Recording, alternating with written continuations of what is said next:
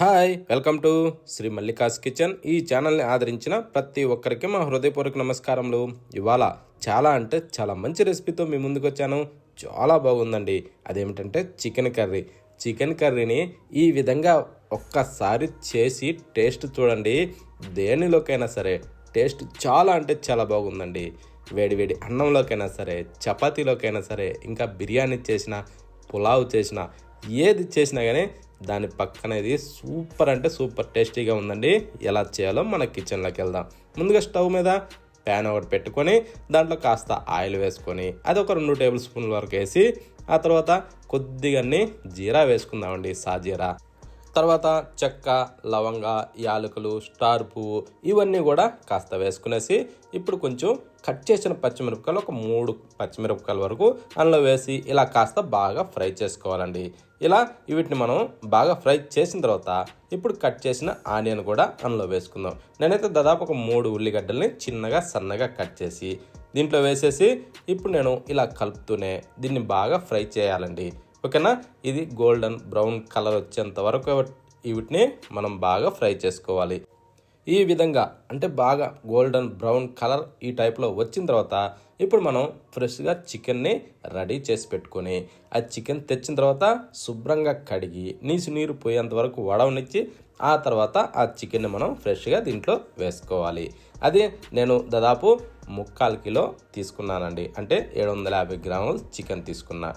ఇప్పుడు దీంట్లో మనం 1 టేబుల్ స్పూను సాల్ట్ వేసుకునేసి సగం టేబుల్ స్పూన్ వరకు అయితే పసుపు వేసుకోవాలి. ఇవి 2 వేసాక అల్లం వెల్లుల్లి పేస్ట్ కూడా 1 టేబుల్ స్పూన్ వేసుకొని ఇప్పుడు మనం ఇలా కిందకి మీదకి తిరిగేసుకుంటూ చికెన్ మొత్తానికి మనం వేసిన ఉప్పు, కారం, అల్లం వెల్లుల్లి పేస్టు ఇవన్నీ బాగా కలిసే విధంగా ఇలా బాగా కలుపుకోవాలండి.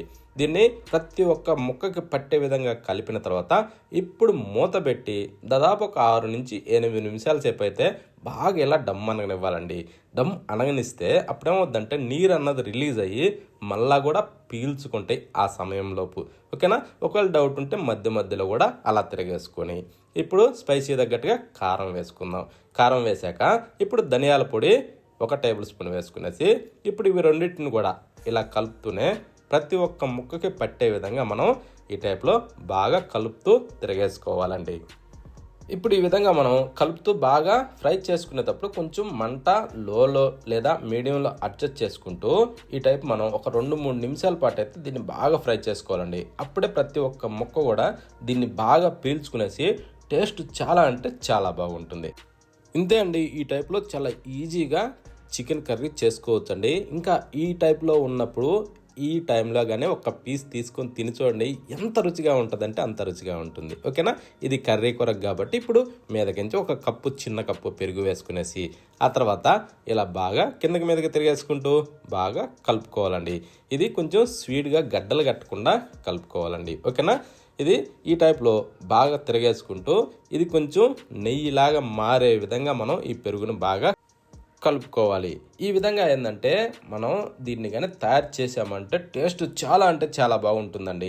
అది మంచి గ్రేవీగా చిక్కగా సూపర్ టేస్టీగా ఉంటుంది. ప్రతి దానిలో కూడా చాలా మంచి రుచిగా ఉంటుంది. అందుకోసమని ఈ టైప్లో చేసుకోవాలి. ఇప్పుడు మీదకించి మనం కాసిన్ని నీళ్లు పోసుకుందాం. ఎందుకంటే మనకి కొంచెం చిక్కగా పులుసు రావాలి కాబట్టి ఎన్ని అవసరమో అన్ని నీళ్లు పోసుకుందాం. నేనైతే 1 గ్లాసు నీళ్లు పోసాను.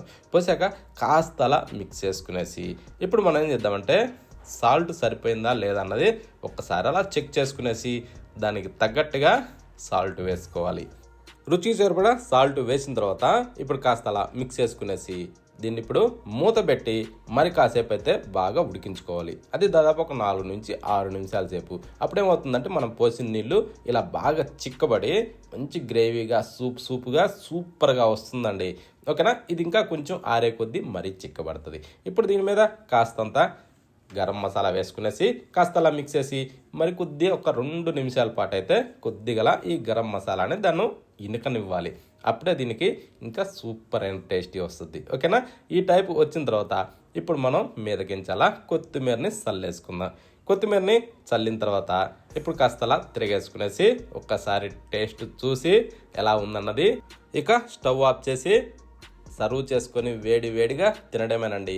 కానీ ఇది ఎవ్వరు చేసినా సరే చాలా ఈజీగా దీన్ని తయారు చేసుకోవచ్చండి. ఎంత కొత్త వాళ్ళైనా సరే, ఎన్నడూ గరిటె పట్టని వాళ్ళైనా సరే దీన్ని చాలా ఈజీగా ఈ విధంగా చూసి తయారు చేసుకోండి. దేనిలోకైనా సరే టేస్ట్ చాలా బాగుందండి. వేడివేడి అన్నంలోకైనా సరే, చపాతీలోకైనా సరే, ఇంకా బిర్యానీలోకైనా, పులావ్లోకైనా, దేనిలోకైనా సరే సూపర్ టేస్టీగా ఉంటుందండి ఈ చికెన్ కర్రీ.